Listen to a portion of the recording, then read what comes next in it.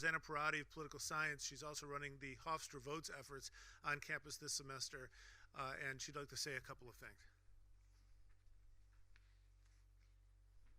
Good morning. I just wanted to encourage you to attend, if you're interested in these elections and in voting, to attend a session later on today. It's at 2:40 in the Plaza Rooms, and it will feature a Hofstra alumna, Marina Pino, who, as an undergraduate, interned at the U.S. Supreme Court and then later worked for Justice Kagan.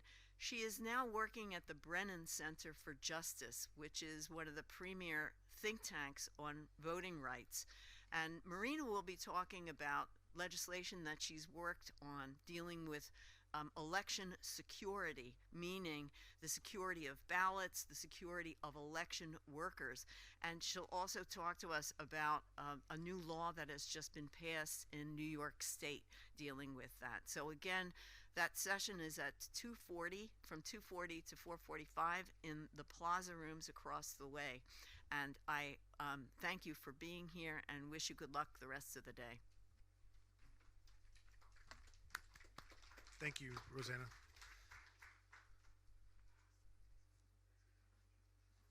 We still have 3 minutes, so at ease.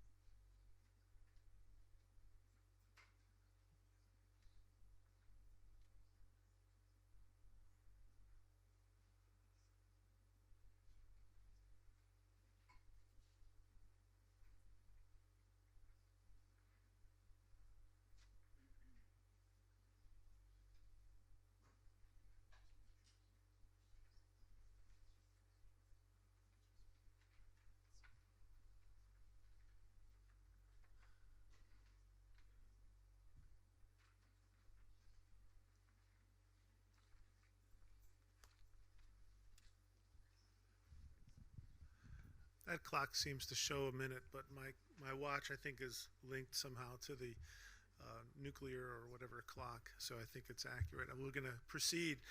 Good morning. Thanks for coming here. This is our second set of events for the Day of Dialogue for 2022.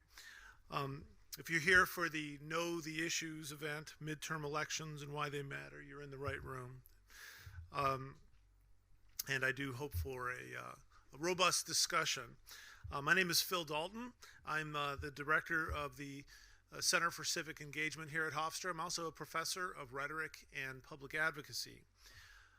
One of the Center for Civic Engagement's primary goals is to educate and to foster dialogue about issues important to our campus, our communities, and the world. And because we're all citizens of this world, we must recognize that our decisions, whether we make them knowingly or by force of habit, shape the world for others.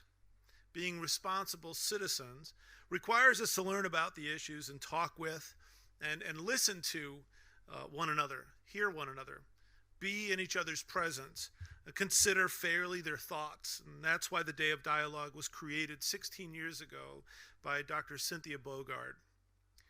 The Day of Dialogue is a day to celebrate the efforts of our students and our faculty who've worked together to prepare thoughtful and provocative discussions intended to increase our awareness of problems, consider solutions, and entertain one another's ideas. And the events prepared for today will hopefully, in their small way, contribute to a strengthened community fabric and equip us to continue to do so into the future. One of the reasons this session is so important, in my opinion, is because recent polls show voters preparing for the coming midterm elections that they are highly polarized. According to a CNBC poll covered on Sunday, quote, some 80% of Democrats and Republicans believe the political opposition poses a threat that, if not stopped, will destroy America as we know it. It's highly polarized, but also highly activated on both sides of the aisle. In a midterm election conventionally dominated by the party opposing the president, there appears to be some parity of interest. And in that sense, this election is unique. But it's the issues that make this particular election so important. The Present Know the Issues event was organized by Professor Carolyn Eisenberg of History.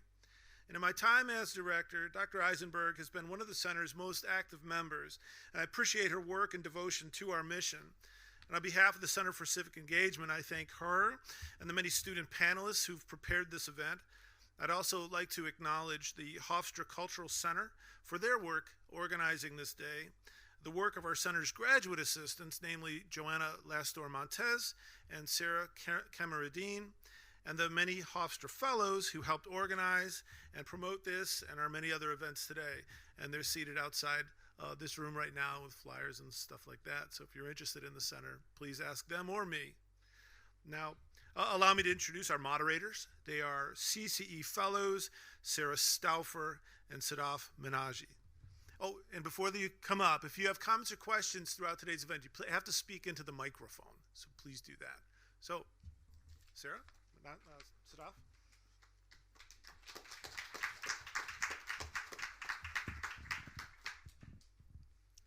Hi everybody, my name is Sarah Stauffer. I am a senior here at Hofstra, and I'm majoring in global studies and public policy and public service with minors in women's studies and sociology. As Phil mentioned, this event is titled Know the Issues, the Midterm Elections and Why They Matter. My name is Sadaf Minhaji. I am a junior majoring in poli-sci and sustainability studies with a minor in civic engagement. We have a really special event planned for you today with the help of Dr. Eisenberg. We have created a panel presentation on the candidates running on Long Island's 4 congressional districts this upcoming midterm election on November 8th. So this is a good opportunity to hear about who is on the ballot and who you might want to cast your vote for. This isn't an event to tell you who to vote for, but more to start a discussion on the issues that affect us and how our potential congresspeople plan on addressing them. And just a note, we have Hofstra votes tabling outside today throughout all of these presentations by Axinn Library, and they can help register you to vote, help you find nearby polling locations, and apply for absentee ballots. All right, so the panel today is going to be comprised of a group of civically engaged students here to discuss all of the primary issues that we are facing heading into this midterm election. So I will just introduce the panelists really fast. The panelists will be myself and Sadaf, as well as Matt McDermott, Lexi Neely, Nick Zimmerman, and Patrick Carbone, as well as Jasmine Trong. We will be addressing issues of abortion and reproductive rights, climate change, the economy, gun violence, and more. So we hope you enjoy today's panel and presentation. With that, we will get started with District 1.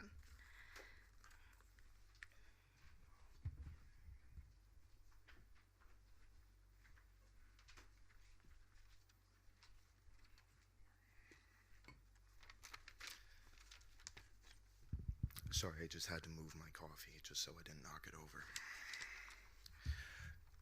Good morning, good afternoon, I guess.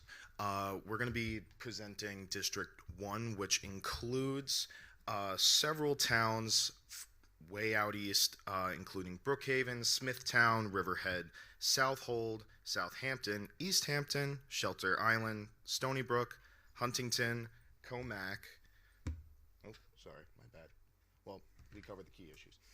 District 1. Huntington, Comac, Melville, and Port Jefferson. Okay. So, according to the 2020 census, we have a racial composition of District 1 being 73% white, 5.4% black, 4.1% Asian, and 0.6% Native. One second, and we have a median household income of $101,000. And now Jasmine's going to introduce the Republican candidate. I'm too short for this. All right. So the Republican candidate for District 1 is Nick Lalota. He is currently chief of staff to the Suffolk County Legislature, was a member of the Amityville Board of Trustees, was a graduate of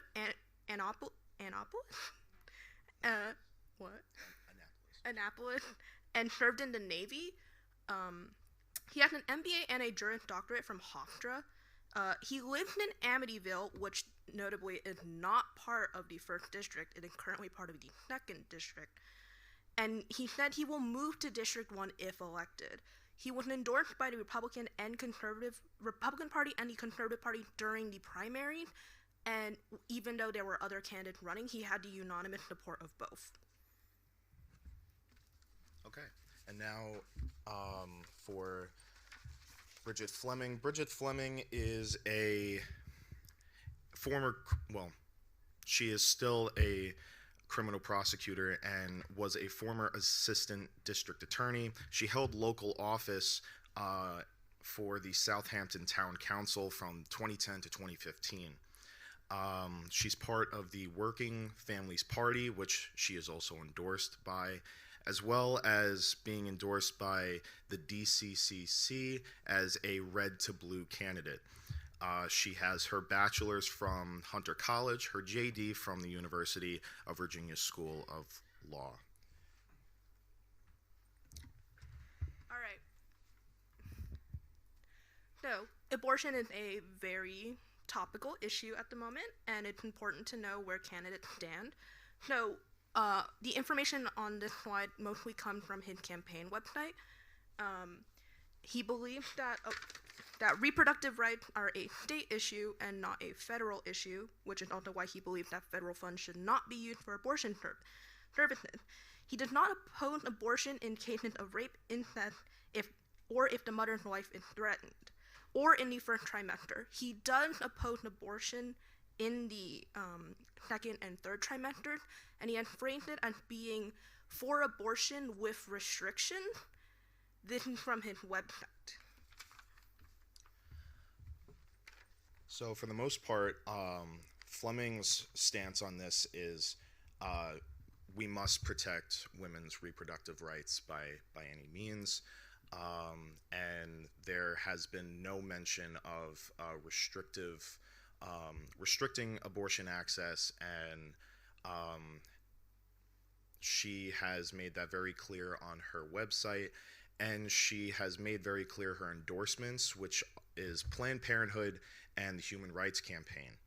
Yeah, that's pretty much it. All right.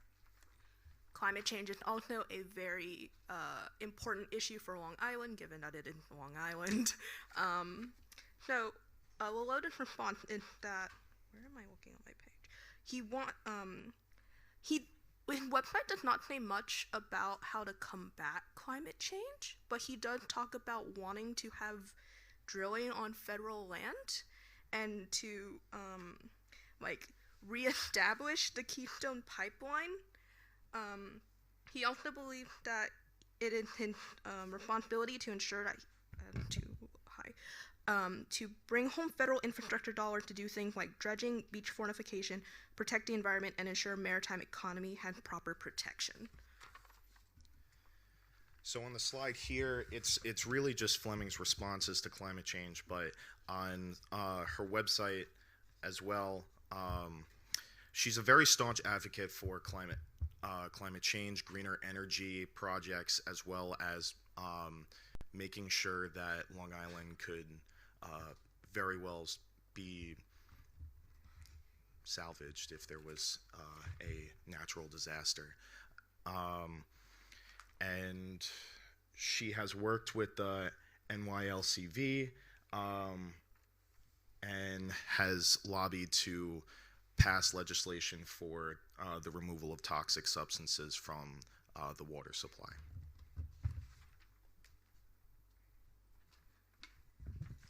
So, with issues of the economy, we mostly focused on inflation, but also included general economy.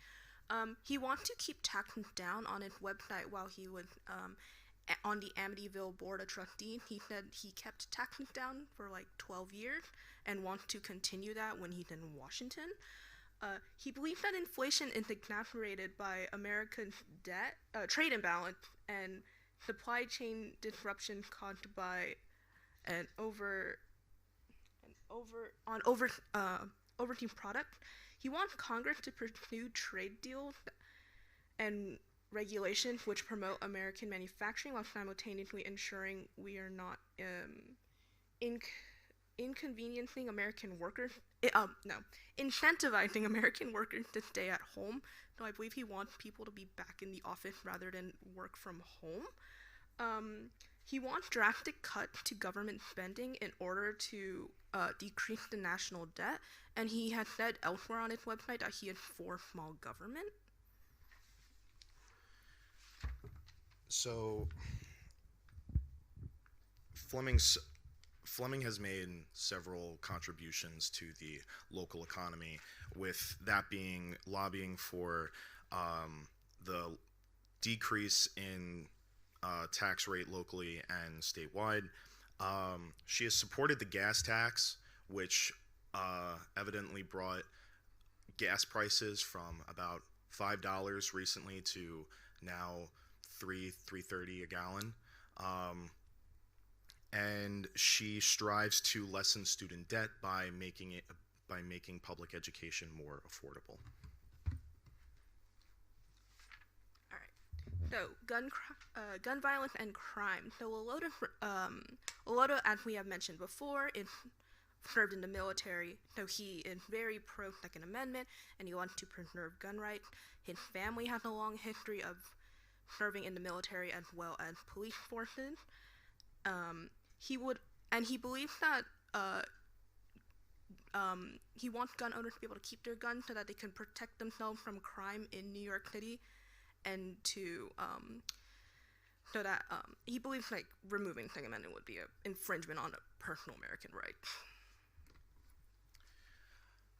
So on the topic of gun violence, Fleming very briefly stated her position on the rising gun violence, which she roped into the idea or her ideas on making a more safe community.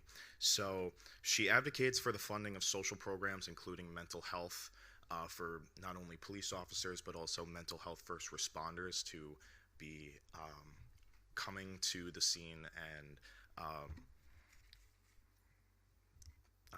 advocating mental health resources. She also is advocating for equitable policing and wants the police to be held accountable. And she has openly stated that she only wishes to fund the police to make sure that both they are safe and are equipped to handle the situations out on Long Island. She's endorsed by the Suffolk County Police Benevolent Association, among other police organizations.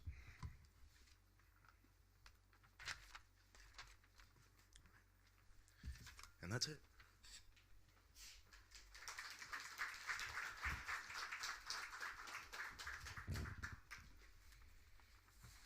All right, so next up we have the 2nd Congressional District.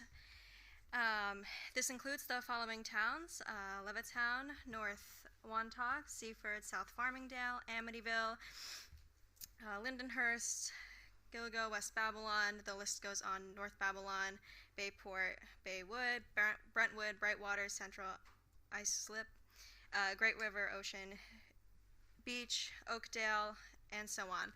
The full list is available on there. If you live there, then in any of those towns, that's where you'll be voting. Additionally, the district's population is roughly 728,156, and the racial composition, which is also available on the slide, is roughly 61.8% white, 9.4% black, 4.1% Asian, and 0.6% Native American. And the median household income for the district is $1,008.89.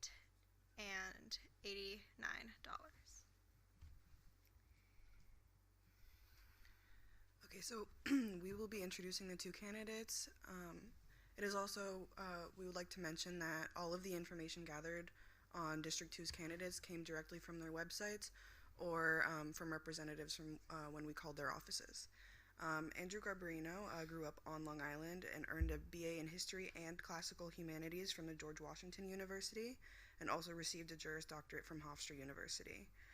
He served 4 terms in the New York Assembly for the 7th District and is a member of the Sayville Rotary Club and the Knights of Columbus. He also currently represents New York's 2nd Congressional District, so he is an incumbent running.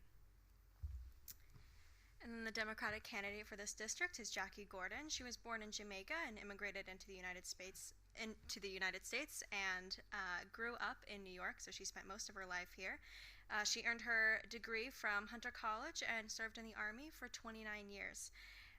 She is an NYSUT member and an educator in the Suffolk County. The NYSUT is the United States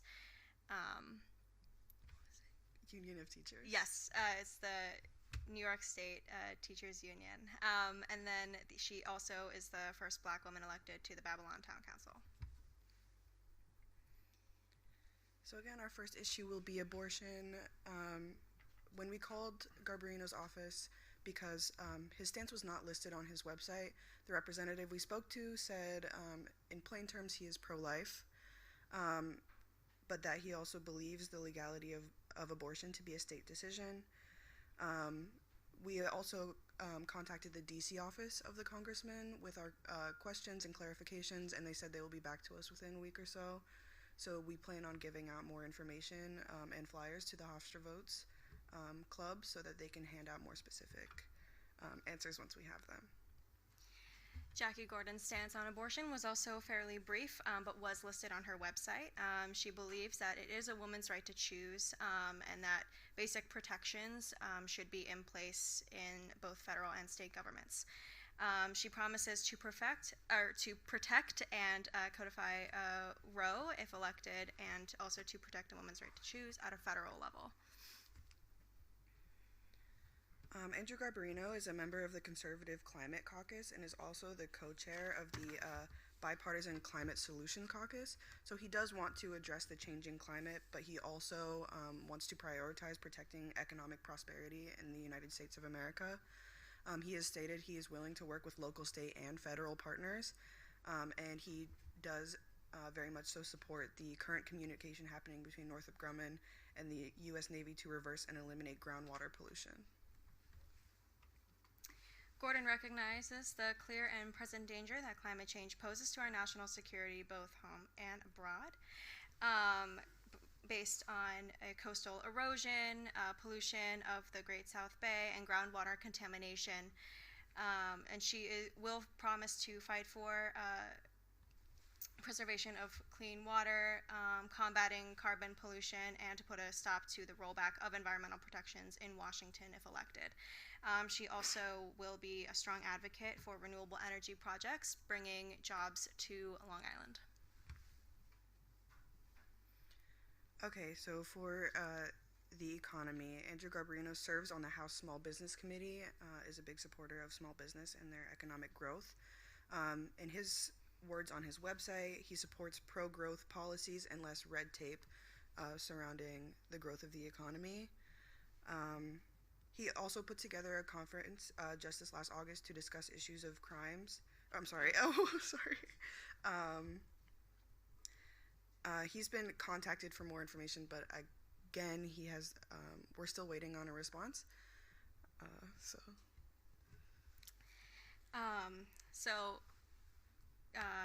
Jackie Gordon has partnered with small businesses, nonprofits, and the community in the past, and promises to continue to do so to help grow the economy, as well as to ensure tribal communities are supported as they work to expand their economic opportunities, public safety, and public health of their people. She will also work to grow economic opportunity, push for tax relief for the middle class, and make sure that the wealthiest pay their fair share.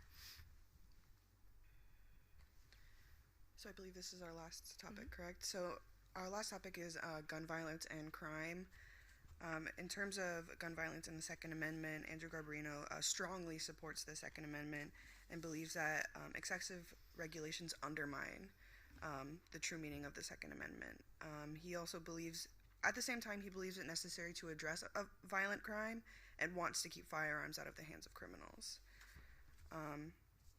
In terms of crime and law enforcement, he opposes efforts to defund the police and believes that there is a direct correlation between major cities defunding the police and spikes in violent crime. Then, just this last August, he put together a conference to discuss issues of crime with frontline officers who experienced criminals and crime with guns firsthand. So the office of Jackie Gordon has been contacted with regard to her stance on crime and policing of our communities. However, she does promise to work to enact basic common sense measures to address gun violence. She is a United States veteran, and so she, with her ample experience in that field, believes that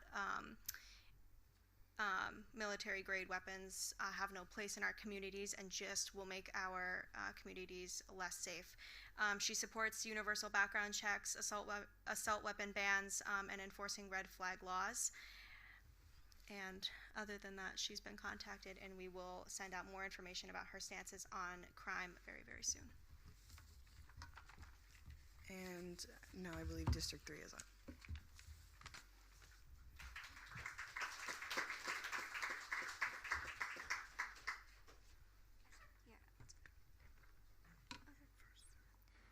So now we're going to discuss District 3. District 3 encompasses a broad range of communities on Long Island and in Queens. You can see them listed on the slide. We have some information about the population and the racial composition, as well as the median household income, too.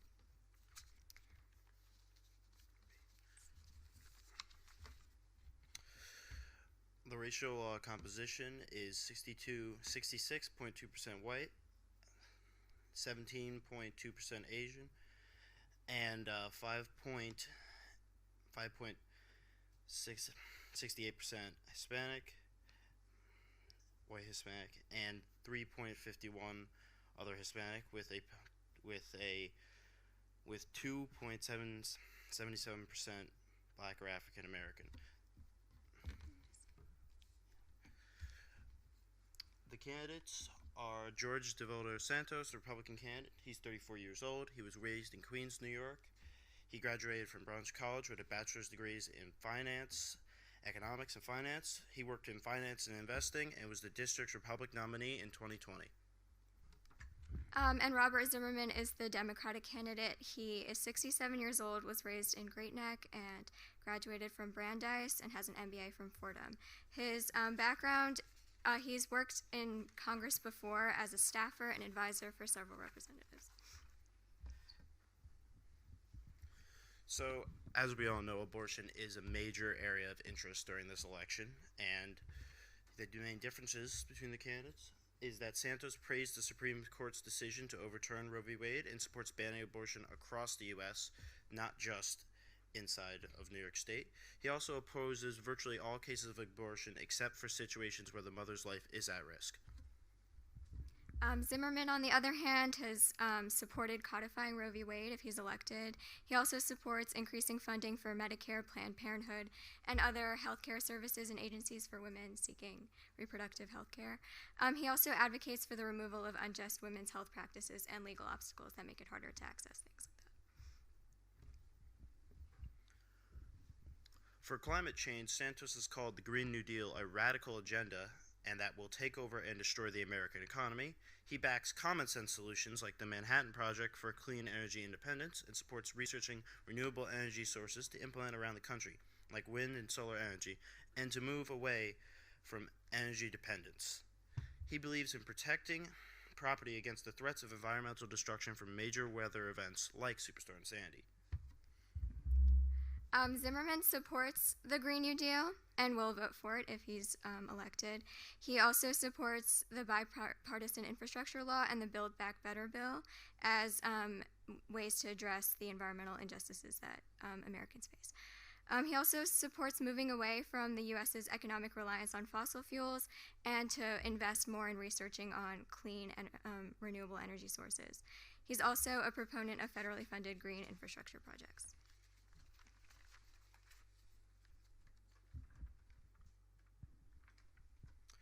For the economy, George Santos committed to supporting a bill that would change the tax code to a flat tax rate. He wants the U.S. to reduce regulations on businesses in order to encourage economic growth in the nation.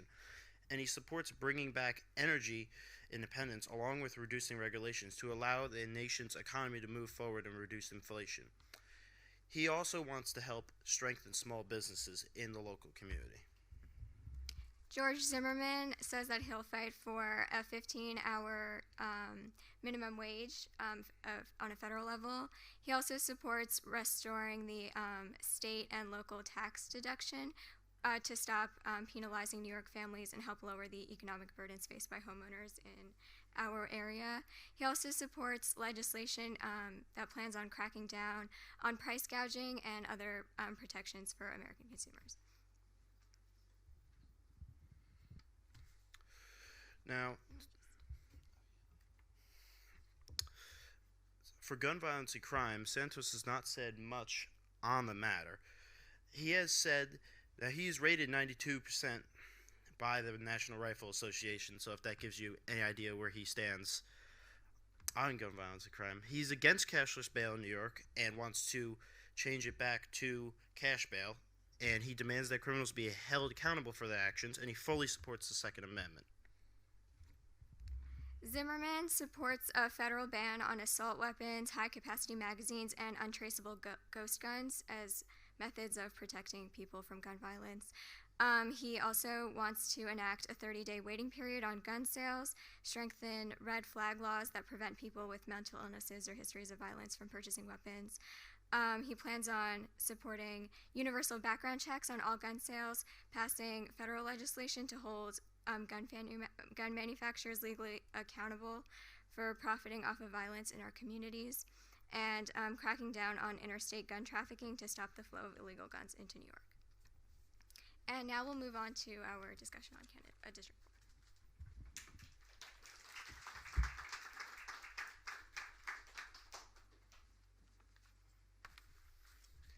Hey guys, as was said earlier, my name is Matthew McDermott, and I'm going to be presenting the facts about the election in New York's 4th Congressional District. District 4 makes up a good portion of southwestern Nassau County, stretching from Westbury all the way in the extreme northeast, all the way down to Long Beach in the extreme southwest. It includes, but is by no means limited to, the communities of Hempstead, Uniondale, Mineola, Westbury, Oceanside, Long Beach, and Garden City. If you can't tell from the map, Hofstra is located within the 4th Congressional District. The racial and ethnic makeup of the district is also up there. About 55% of the district is non-Hispanic white, 21% of the district is Hispanic of any race, 12% of the district is black, and 7% of the district is Asian. All other ethnic groups, as defined by the U.S. Census Bureau, makes up less than 1% of District 4's population, and the median income for District 4 is $113,000. So one of the interesting things about this race, at least to the people sitting in this room, is that both candidates have ties to Hofstra University. The Democratic candidate for the 4th District, who some of you, if you take law classes or are in law school here at Hofstra, may actually have met, is named Laura Gillen. She is originally from Baldwin, though she has lived in Rockville Center since 2003. She attended Georgetown for her undergraduate degree in political science and government and NYU for her Juris Doctorate. She served as the Hempstead Town Supervisor for nearly 2 years and as a business lawyer for 17 years before that. She also holds an adjunct post at the Maurice A. Dean School of Law at Hofstra, as I said earlier.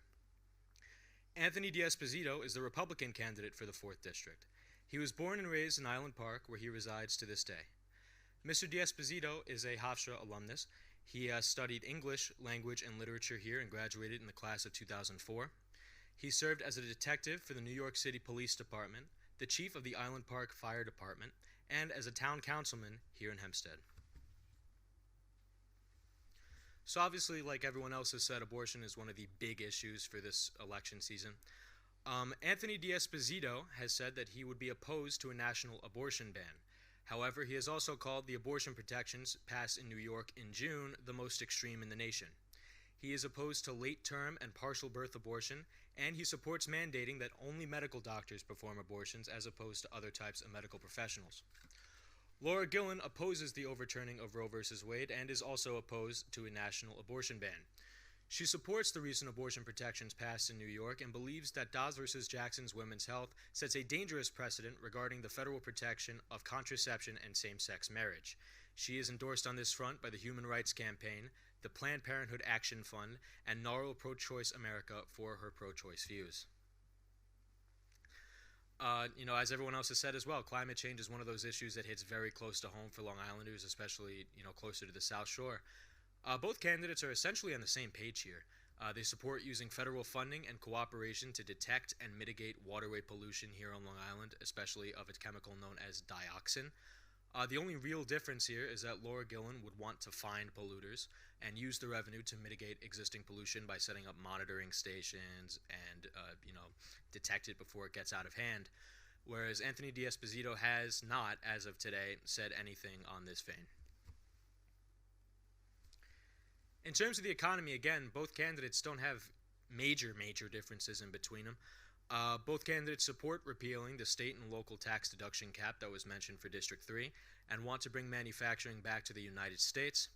Interestingly, both candidates also oppose student debt relief, considering it fiscally irresponsible at a time of such high inflation.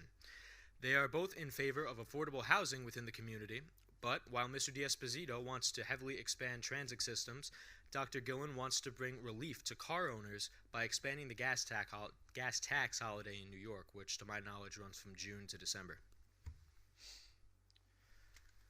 Both Dr. Gillen and Mr. D'Esposito have similar attitudes toward crime reduction. Both support increasing funding to local police departments, and they advocate for the repeal of New York's cashless bail law. However, both of these candidates differ pretty heavily on the concept of gun control. Mr. D'Esposito believes the focus should be on enforcing existing gun laws rather than creating new ones. He supports creating interagency task forces to suppress violent crime and to impose harsher penalties for the illegal possession of illegal firearms. He is endorsed by 21 different law enforcement associations, including the Police Benevolent Associations of Nassau County, New York City, as well as the Police Conference of New York. Dr. Gillen supports new firearms legislation, such as a universal background check for all firearm purchases and waiting periods, as well as a blanket ban on all military-grade firearms, which, although she has not specified what that would mean exactly, she has specifically mentioned AR-15 type rifles. She is endorsed on this front by Moms Demand Action. And with that, I believe we are going to begin our Q&A session. So if you could just turn up the projector, that would be wonderful.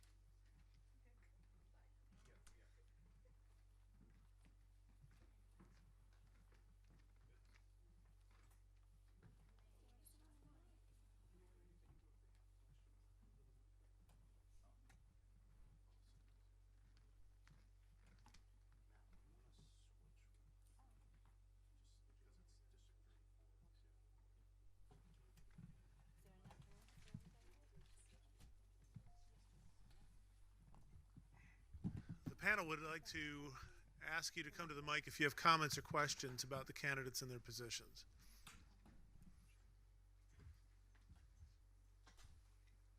There we go. Okay. While you students are all thinking, but otherwise all students should go first. I just want to say one thing, which was, I thank you. I'm Andrea Labresco, head of the Civic Engagement minor, in case anybody's interested. I want to thank you for doing the homework. I don't just mean making the list, I mean calling, because I was struck by the lack of abortion information on people's websites when you were talking about it. And I appreciate you highlighting that, and I appreciate you then calling to try and get more information, because it's purposeful to take information in the general election that was controversial off your website. And so thank you for pointing that out. Thank you.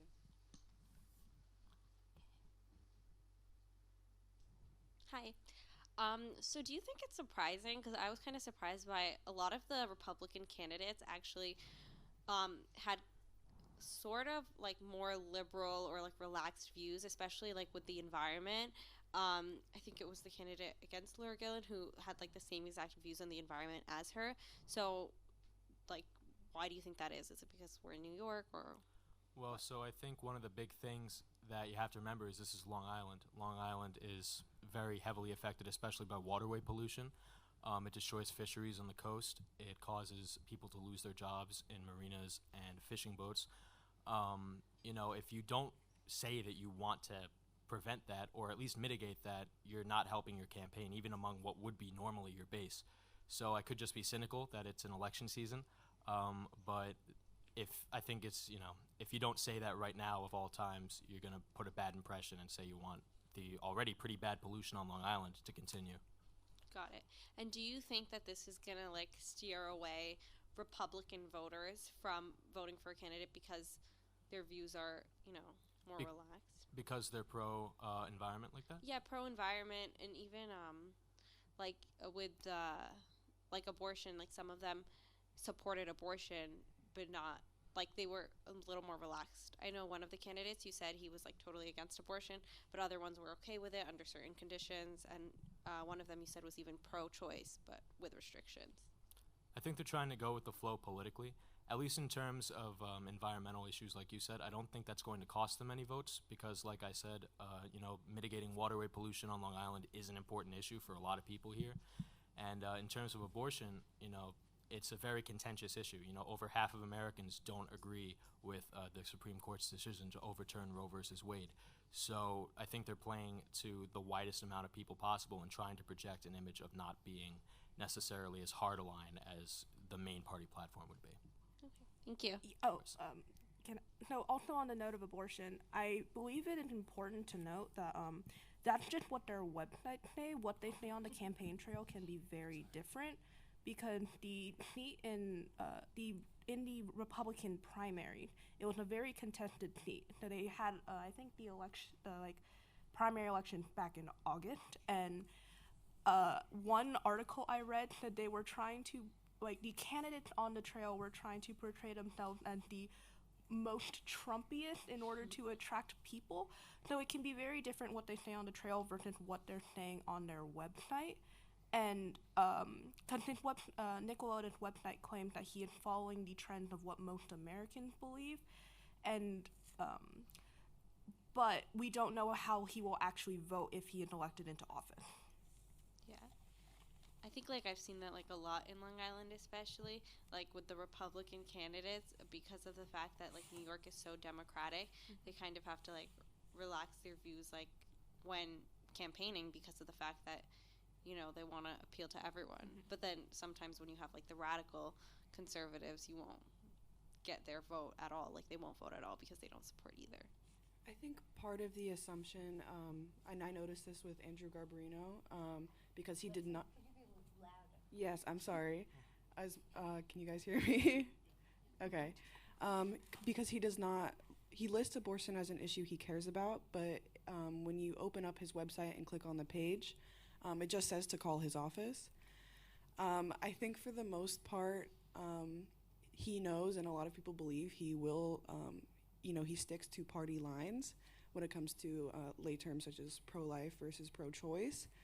But I think he also is trying to, again, like kind of go with the flow and try to only get people who are really maybe on the fence to call about the issue, to hear what they want, maybe. Okay, I think there's another question back. Mm-hmm. Go ahead. Thank you for your question. Hi, I had a question about the candidates from the district that Hofstra's in. Was it surprising that they're both opposed to student debt relief? To be frank, no. I think that they recognize that Hofstra's in the district. Obviously, they both have personal connections to it, but I don't think that's the base they're playing to. I think one of the bigger issues that's on Americans' mind right now is that of inflation. And I think that anything that could even hint at more government spending might be disadvantageous to the candidates. And again, Jasmine made a very good point. You know, what they say and what they do might be two completely different things. We've seen that time and time again in American politics from both parties. But as it stands right now, it doesn't necessarily surprise me that either of them would come out against that, or at least advocate for them being more, you know, I hesitate to use this word, but responsible with, you know, the implementation of debt relief.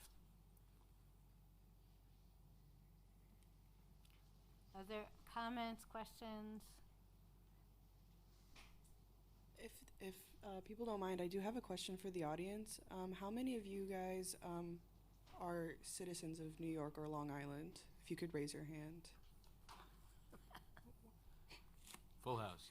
Full house, okay. And how many of you know which district you belong to? You don't have to lie if you don't know, you don't know. It's okay. If you just found out from this presentation, you don't need to admit it. Yeah. Are there any issues that we did not talk about that you guys wish to know more about, or wish that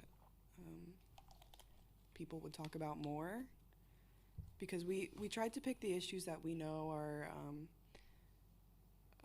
very easily politicized, are very popular in the news, but there are plenty of other issues all of the candidates talk about, so if you would like to know about any of them.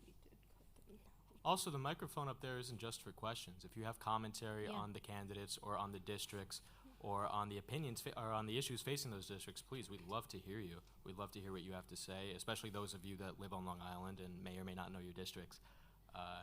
We'd love to hear it. As well as any questions or comments on, you know, what is on the candidates' websites and what's missing and what the process may be like to call the candidates or their campaigns. We'd be happy to answer any of those questions or respond to any comments. You can hear how Anthony D'Esposito's campaign hung up on me. Yeah. So I'm actually one of the few people that's not from Long Island, and so I've actually been getting like a lot of ads for, I've seen a lot for Antonio D'Esposito, and I was wondering if you have like any ideas about like social media, because obviously those ads are specifically targeted for, you know, for me being here. So I just want to know what your opinions are of that. Of ad targeting? Ad targeting in social media in general, I get, or no, ad targeting, I should say, yeah. Well, I mean, it makes sense from a political standpoint. You know, you want to play to your target audience, especially if you know they're within that district, whether they're eligible to vote here or not. Is it annoying? Yes, as, you know, someone just living in the district. But it makes perfect sense politically. I think that will cause votes to swing in one way or the other. And as annoying as it may be, that's here to stay in the digital age. I guess another question for the audience is, have you seen any ads that have actually influenced you, or do you just become annoyed? Oh, that's really interesting. The thing about the algorithm is you can click on something once by accident and it will appear for the rest of your life. It's also really annoying because a lot of like social media platforms have autoplay, where if you just stopped for 2 seconds, oh, that's on your feed now, and they're like, you've interacted with it. And it's like, untraining the algorithm is very hard to do. Yeah, I don't know about any of the rest of you guys, but there are moments when the ads come up at such inconvenient times, and I'm like, oh, now I don't want to vote for this guy. Yeah. Like, now I just want to completely disregard his campaign. I wonder if that's going to be one of those unintended side effects, if that happens on any kind of large scale. Matt, 3 words, YouTube double ad. It doesn't work on your phone. Well, what's really annoying is actually, I'm curious about people in the audience and on this panel, is requests for money. Now, I don't know if that's, how many of you have had requests for money from candidates? Not that many. Okay, yeah, okay, yes. Hands up again. How many of you had these requests? Okay, I'm asking that as a serious question because, since I don't know if I get all these ads because I donate money. Like, if you didn't donate to anybody ever, would you not get an ad? How many of you actually have never donated to anybody ever, but you're still being asked for money? Have your hands up for that? Yeah, so, and that's really annoying, right? And every ad that you get is like telling you about some calamity, right, that's going to happen. And sometimes they don't even make any sense. Like, 1 minute they'll say, oh, Mitch McConnell is smiling. And then the next ad is, oh, Mitch McConnell is frowning. Oh, we have such great news. Oh, we're really disappointed in you.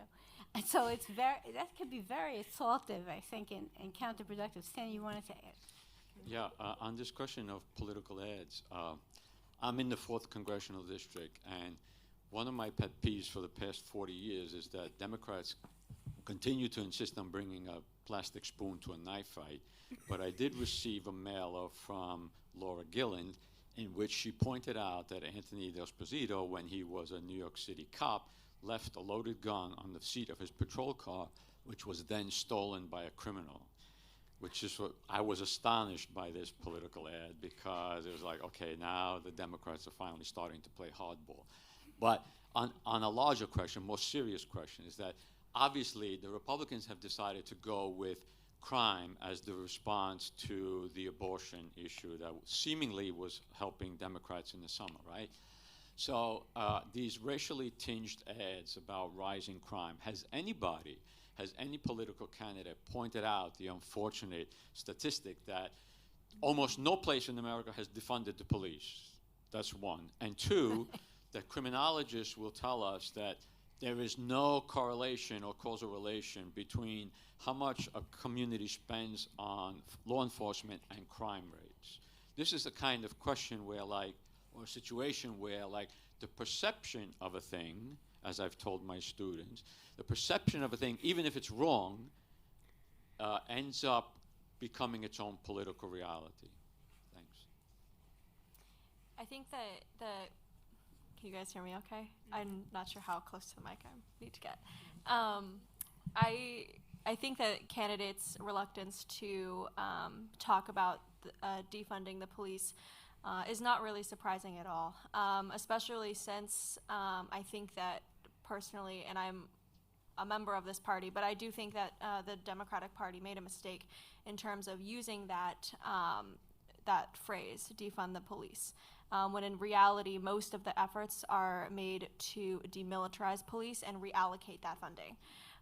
So I think that it's such a polarizing phrase that I'm not too surprised that even that either Democrats or Republicans are kind of refusing to speak on this issue.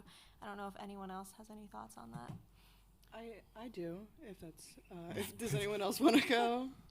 No, Okay. go for it. Go for it. It's specifically Andrew Garbarino of District 2 did talk about this. Louder, Lexi. Sorry, did talk You gotta about eat this. the microphone. I know, on his page, and we put it in our slides, and I think it's important to highlight with defunding the police and rising crime. He said he believes that there is a connection. He did not list any sources. He doesn't say why he believes that. He just says, I believe that there's a connection. So that's just one example. I think it's important to also notice in and hopefully future research in terms of civic engagement. Please fact check all of your candidates. Please. And also pay attention to those the words like believe, because they're often, the way that they're delivered, especially in those political ads, makes it seem like they're factual. But Congressman Garbarino specifically said he believes that there's a connection and then never talked about it again. So just please keep that in mind. Also, pay attention to their electoral history. You know, these people will have patterns of doing certain things and then just go on their campaign and flat out say, oh, I've always been against that, or I've always been doing this. And they're lying through their teeth. And that isn't just a one-party issue. This is both parties that, just want to essentially be elected. And again, that might sound cynical, but please just look at your candidates' electoral history. See where they actually vote. See what they actually fund. See what they believe as opposed to what they say they believe. Call their offices also. I think also really underchecked are their endorsements. The candidates' endorsements, especially in District 1, both candidates are endorsed by a PBA association of some kind. Fleming is endorsed by the Suffolk County PBA, and for Long Island to be endorsed by the Police Benevolent Association is almost, it's like a golden ticket at this point, especially for a Democrat who often appears as someone that advocates for defunding the police. We're starting to see a shift, especially with moving from the platform of defund the police to social programs and also equipping police officers with body cams and other, or giving them access to other services that can lessen the crimes committed in that area. But there's nothing that is being talked about regarding defunding. It's more really demilitarizing the police at this point. I actually want to ask a question. I don't know if anybody knows the answer to this, but I'm not really aware that Democratic office holders or office seekers have ever advocated defunding the police. I mean, that phrase came, when there were all these Black Lives Matter demonstrations, and people were in the demonstrations that was one demand that, that was being articulated. But I don't know that it's, Republicans say, oh, Democrats want to defund the police. But does anybody know of a politician from the Democratic Party that has advocated that? I think that goes more into perception versus reality. I think that not many candidates did advocate for defunding the police. Some in local elections did, town council, city council, stuff like that. But like Professor Eisenberg said, I can't name a single Democratic candidate on the Congress that would have advocated for that. But at the same time, that was such a visible slogan over the past 2 years that, of course, they're going to associate that with the Democratic Party in the same way that, of course, that people are going to associate what happened with Roe versus Wade with the Republican Party, because it's been such a visible slogan on both sides for so long. I wanted to speak to what Dr. Eisenberg was making mention of. I know of no Democrat who is advocating for defund the police. As director of the center, I invited somebody to be on a panel to discuss what defund meant. And when I mentioned that language, she said she wouldn't come because she wanted nothing to do with it. The real discussion centers around bail reform. And as long as Republicans have opportunity to conflate bail reform with defund, they're going to win that issue. And what we're seeing on Long Island, and I see it with Steve Stern, who's in the Assembly, Democrats are running from bail reform, and it's probably one of the most justified pieces of reform we've seen in recent years. I can't find any arguments that are plausible to oppose that position. But we have to be careful with the defund talk, because I don't know too many people who advocate for it, but bail reform is really where the issue is being argued. I think that's where those targeted ads actually do work, because those, I call them like buzzwords. Those phrases, they stick in your head. So like defund the police, ACAB versus, any other, like this person hates women. Like they'll say it and it'll stick with you because you remember it and it's kind of ridiculous. And so whether or not those ads actually influence you to vote for that person, those buzzwords do stay in your head. You asked earlier, were there issues people were interested in that you hadn't talked about? So one of the things that nobody talked about, and not just you all, but at any of the debates, there was not, the formal debates, there was not one question about this. So I'm wondering what you saw on the websites. Foreign policy. There was nothing about Ukraine. There was nothing at any, and here we are, supplying to the teeth Ukraine threat of nuclear war, no discussion whatsoever. And I'll identify myself a different way now. I'm still Andrea Labresco, but I'm also head of the minor in Peace and Conflict Studies, in case anyone's interested.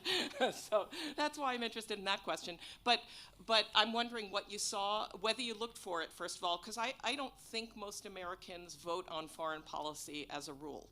It's not uppermost in their minds, but I'm wondering if you looked for it and what you found. Thanks so much. Do all of the districts have a response to that? We can go down I have the line. like a very brief response. Yeah, let's just we go just in want to order go then. district. Okay. With District 1, I know Fleming was pretty much very unexplicit with where or what she is advocating for, like bill-wise, or just in any legislation. She pretty much is riding the coattails of her party. Whatever they are doing in terms of national security, border security, immigration, she is advocating for. If you would like more information on that, BridgetForCongress.com. She does have a small section on that, emphasis on small. It's not seemingly a major issue to her. She is more focused on abortion, climate change, and other local issues, it appears. I do have something for all that.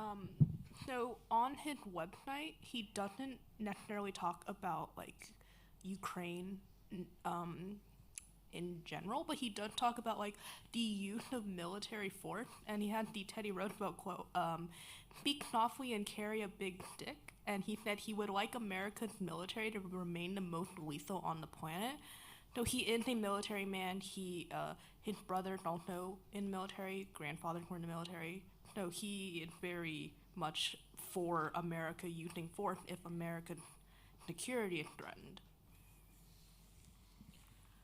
Also, at the end of the talk, if you guys are eager to look for more information, we do have flyers in the back for each district with QR codes to each of their websites. And if you have any questions afterwards of, what district you may belong to, I think we can probably help answer those questions. For Congressman Garbarino, he does not mention anything about Ukraine. He does mention Russia. Russia and China, again, I would consider two buzzwords. Really easy to say China and Russia are the bad guys. It's probably you're hard-pressed to find people who disagree, regardless. That being said, what I've noticed is that they don't say too much about foreign policy. And what they do say is mostly about like economic foreign policy. So Congressman Garbarino said, quote, "China is not our friend. We need to, stop having any economic deals with them, really. We need to decrease them and we need to do it fast." So Jackie Gordon's campaign and website did not touch any sort of issue related to the war in Russia. I don't know if that has to do with the fact that it is a fairly controversial topic at the moment, or whether it has something to do with her military background and maybe respecting the chain of command and bureaucracy there. She has been contacted. Her office, fun fact, does not have a phone number. They do have an email, though. So they have been emailed a couple of times to expand on their thoughts on this issue. And once we do get some sort of answer from her office, we will let you know. So in the 3rd district, there has actually, for Santos, there is only light mentions of foreign policy with talks of helping secure more oil for energy. But for Zimmerman, there actually is not much mention about Ukraine or Russia or China, but he does talk a lot about Israel. And he has described himself as a Zionist, and he is advocating for increased funding towards Israel and more U.S. support towards Israel. He also talks about how the U.S. needs to help give more aid to countries to stop the flow of migrants and help countries, specifically in Central America and South America, to help stabilize those nations, to help stop the flow of undocumented migrants. Besides for that, there's really not that much mention of foreign policy in the 3rd District, but Zimmerman does talk a decent amount about Israel. He talks about how they need to, as previously said, increase funding and increase cooperation, but besides that, there's not that much mention. Yeah, it's an interesting question because I don't think that foreign policy is what determines local elections, especially because, I think that constituents really care, but then we don't really look at Congress as the type of people that, our individual Congress people and our representatives as people who are going to address those issues. Like Patrick said, neither of the candidates had any information about the crisis in Ukraine, which was really interesting. There were things mentioned about economic policy and climate change, but not so much anything about current events. So Anthony D'Esposito's campaign, like most of the campaigns that we've talked about, does not explicitly mention the Ukraine-Russia conflict. What he does explicitly mention is funding towards Israel and taking a hard stance against China. Again, two of those buzzwords that people use to get elected. So he supports increased military funding to Israel. He supports taking a hard power stance towards China, which essentially means increasing our military presence, especially in Eastern Asia. He supports bringing manufacturing back, so I suppose that would also be a foreign policy thing, although he doesn't really say how he'd do it. Laura Gillen does not really speak much about foreign policy because, again, as Sadaf said, I'm not sure that's one of those things that's going to get you elected. She has run attack ads talking about how if Anthony D'Esposito is elected, he will vote to revoke military aid toward Ukraine. Anthony D'Esposito has not said anything on this front, to my knowledge, but and I'm always hesitant about making inferences in politics because their positions can kind of change one way or another relatively quickly. But from that attack ad and from those series of attack ads, because there's more than one, you can make the inference that Laura Gillen would be in favor of continuing military aid to Ukraine. I would like just to make a quick comment also, bringing back the emphasis on endorsements, especially on these topics where the candidates don't necessarily speak very explicitly on where they stand. Look at who they're endorsed by, and look at where those companies or unions or whatever the case may be, what their stances are as well. Their endorsements are because they believe that this person is someone that can represent them in Congress. So sometimes looking for missing information is not on the candidate's website, but also just by other means that they're supported by. And Matt mentioned an interesting point at looking at candidates' past voting history. But an interesting thing about a lot of these elections on Long Island, I don't know so much about every single candidate, but the two for District 3, neither of them have actually served in office yet. Zimmerman served as an aide, but he doesn't have a voting history. So looking at who they're endorsed by and the groups and lobbyists that they work with is really important.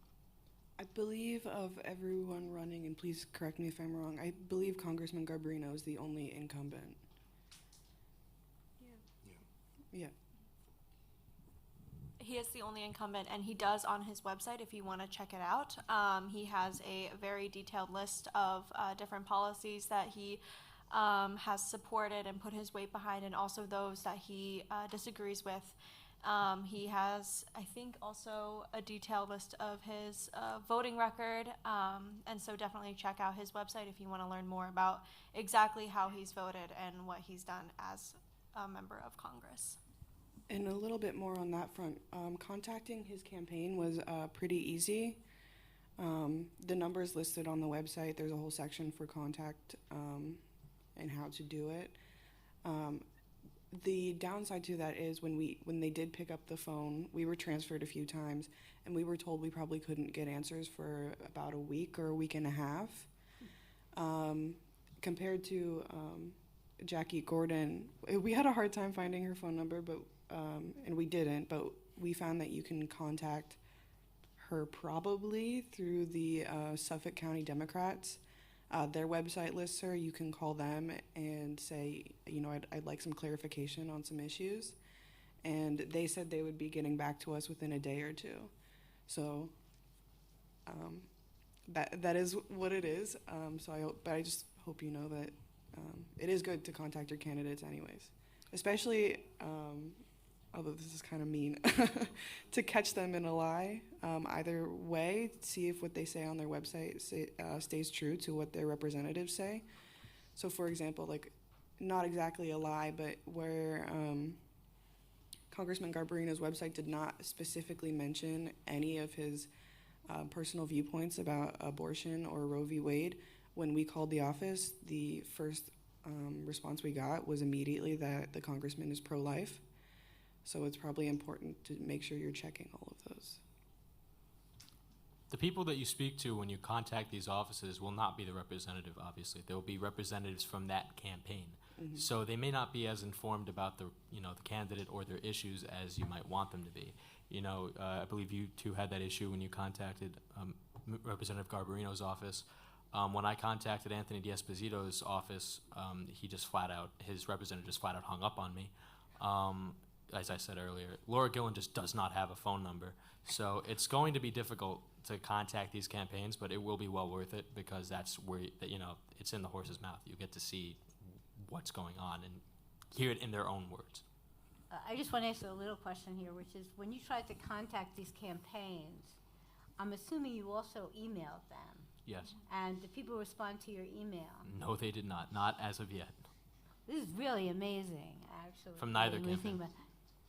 I will say they were much more willing to answer questions when you mentioned you're a student. I did. They still hung up on me. I said, I'm a student doing a project on this district, and I was wondering if, what is your opinion? You shouldn't have said project. You should not have said project. What should you say? No, I mean, either way, they should have answered. They should not have hung up on you. I think that much is obvious. If it's like, get back to me, whatever, but I just heard like a click. I'm like, hello? Never say you're part of a project and then immediately are like, oh, you have an agenda. I said a school project. Yeah, no, in my class. It's just so silly. I think they still should have answered. I still feel like the victim here. And you still can be. But please call, and if they do pick up, if you mention, even if you are pretty sure of who you're going to vote for, if you mention, I would like to clarify some issues and I would like to know more about this candidate, they're usually seem pretty excited because that means they think they can influence you. And I know personally people who work for, not in New York, but for work as interns in campaign offices. If you call and you say, I want to know more about abortion, or I want to know more about climate change or the economy or about foreign policy, they have someone writing that down. Like, the people who answer the phone write that down and say, we had 5 callers today who want to talk about this. So calling your office really does make a difference, even though sometimes the people who pick up the phone, I guess, hang up on you. But neither Sarah or I had that experience, so. Sorry, Matt. I did have a pretty decent experience when calling Congressman Garbarino's office. The representative that I spoke to over the phone took my full name, number, and email, and he did say that when I did get a response, it would be directly from the congressman. He was going to run all of my questions directly up the flagpole to him. And so I think when you call, and if you call, and you do get a response similar to that, I think that it shows receptiveness to be able to hear your concerns, but I think it also is important that you pay attention to that as a way to hold them accountable if they do not live up to what they are telling you they will do in office. Did they not give you an answer? Did you get answers to your questions? Not yet. I think due to how close we are to the election, I think that, it could get lost. I don't know, but I will be following up. These calls and emails were more recent, so we should be hopefully getting answers soon, assuming that they really are, the issues are being run up the flagpole. However, regardless of how close it gets to the election, I still think it is worth it to be contacting the campaign if you have any questions. It's better than leaving them unsaid. So at least with that little intern at the desk writing down what issues, usually the person, the campaigner, will pay attention to that so they know who's voting and who's interested in the issues, because if they say 15 people are interested in this versus 2 people are interested in another thing, they're more likely to speak out about the one with the 15 people. I have a question that I want to ask the panel, but I really want to ask everybody, so anybody can jump in. Which is, one of the things that we're hearing a lot about is about the polarization of the electorate.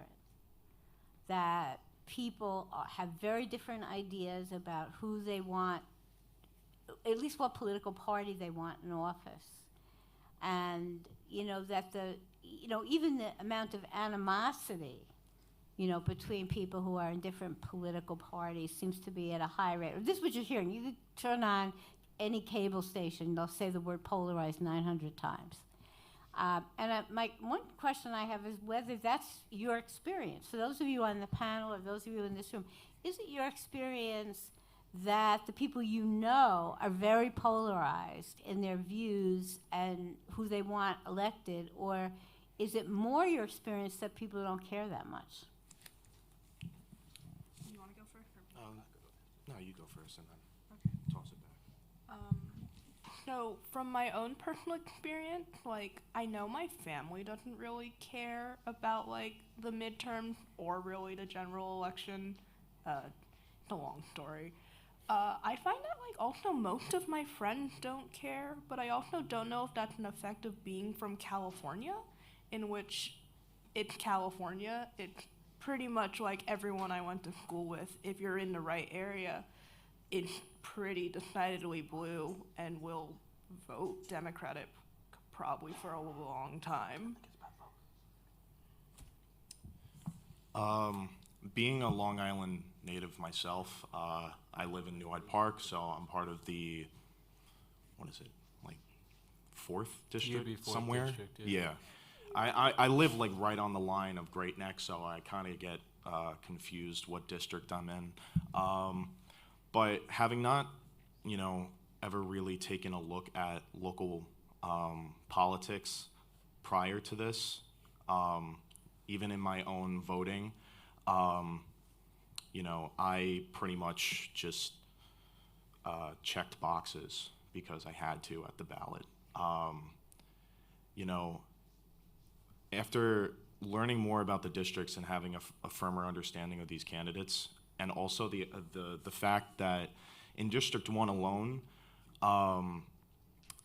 according to Politico, the polarization is really 50-50.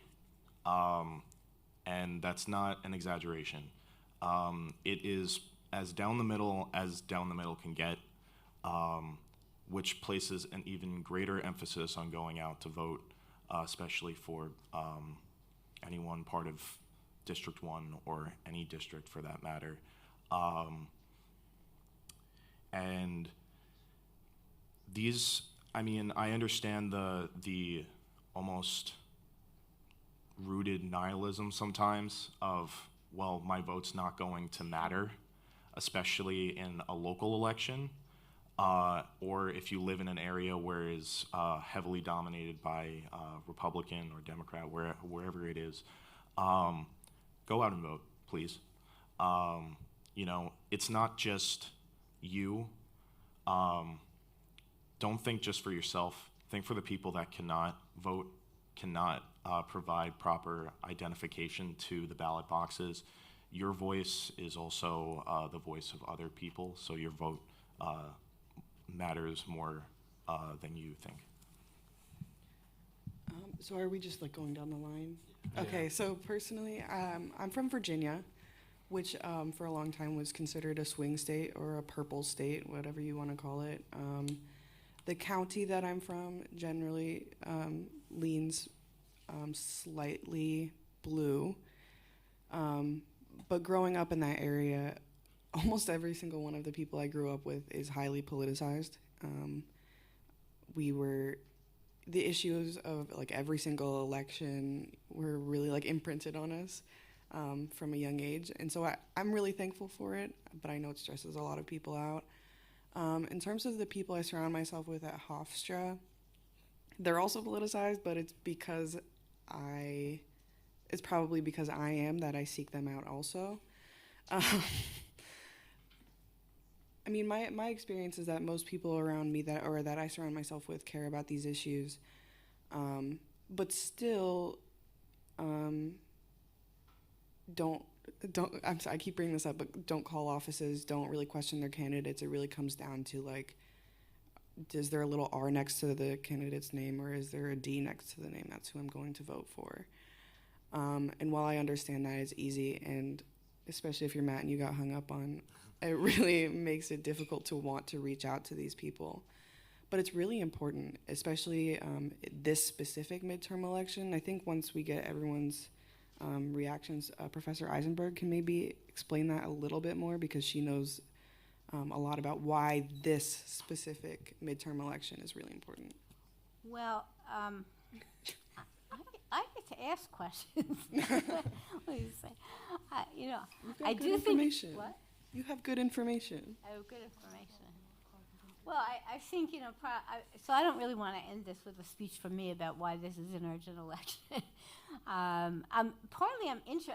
The question I asked originally about the polarization was a real question, like, is it really people's experience? Is the polarization, in the experience of the folks in this room, even, with fellow students, for example, in your families? Is this something that people feel really strongly about, or actually not that connected to it at all? So that was really more the spirit of my of my question. I think it's an important election. I think for some of the reasons that just went up on the board, right? That these things are really some of these questions are really consequential. Are we going to be vigorously concerned as a country with climate change and having the federal government take a very active, proactive role in that? I mean, that has to do with the survival of our children and our grandchildren. I'm old enough now to look at my grandchildren. I'm wondering, if the people of this country, of the leadership of this country, going to be wise enough, careful enough, thoughtful enough to really take seriously what climate change means. And connected to that, and this is probably related to the fact that I teach American foreign policy, it's incredible in a way that foreign policy isn't being discussed here. I mean, what's happened in the last 4 or 5 years, perhaps even earlier, is we've slipped into a new Cold War, right? A very dangerous Cold War, a Cold War that we are paying a lot of money for, which is another non-discussed thing, right? I think the defense budget now is like $780 billion, and that's not counting all sorts of things. And we're giving $60 billion for the war in Ukraine. And what I'm saying about that is we sort of moved into this Cold War period, which is very dangerous, very expensive, and which also is directly related to climate change. That it is going to be literally impossible for countries around the world to do what's necessary to deal with climate change if we're going to stay in a state of frozen hostility. So it's amazing that on that side of things, it's kind of amazing, and I think Andrea brought this up, that this isn't even, there's no discussion, there's no dialogue, there's no 2 points of view. On these matters, people are basically, singing the same tune with no consideration of alternative perspectives. So I think that's kind of the non-issue. I think in terms of our domestic situation, I think the issues are really critical. And I don't really want to give a speech about it, but I think, that what role, underneath all of this is what role does the federal government have in all of our lives? And, what degree of regulation is important and valuable? What degree of regulation is really a violation of individual rights? And to what extent is our government going to be proactive in trying to deal with the overwhelming inequality that exists in this country right now?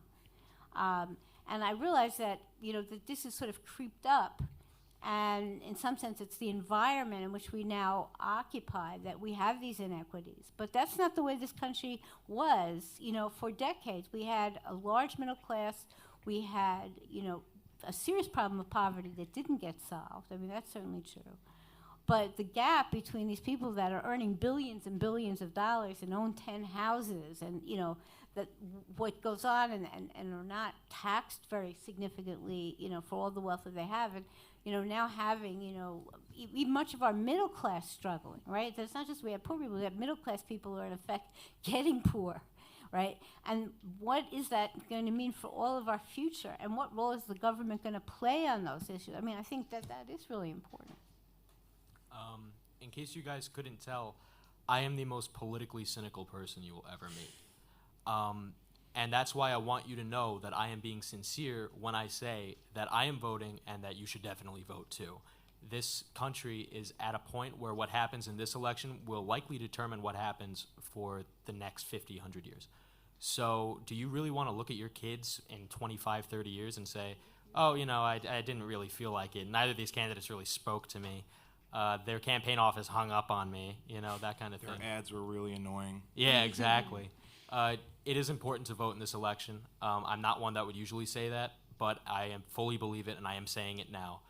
If you have the means and if you have the information that you need to make an informed decision, go vote. And if you don't have the information, ask. We have like 3-4 minutes. Ask, please. We are so happy to answer those questions at any time. If you see me in the hallway, stop me. This is probably a great note, and I really want to express appreciation for this panel that really, stepped up. There's not like phenomenal rewards for doing this at all, right? But they went and did this extra work and research and, worked ultimately collaboratively with each other, and it really did a great job. So I really want to thank them and ask for a round of applause.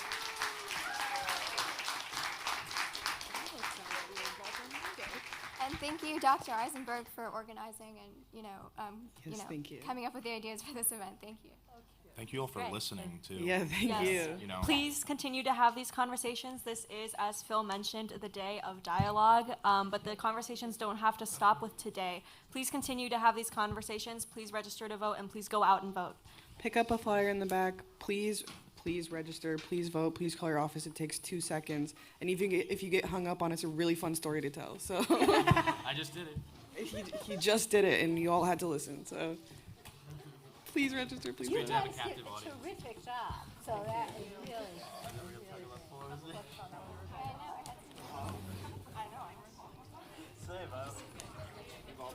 I can see you leaving. I was like, oh my God. Thank you.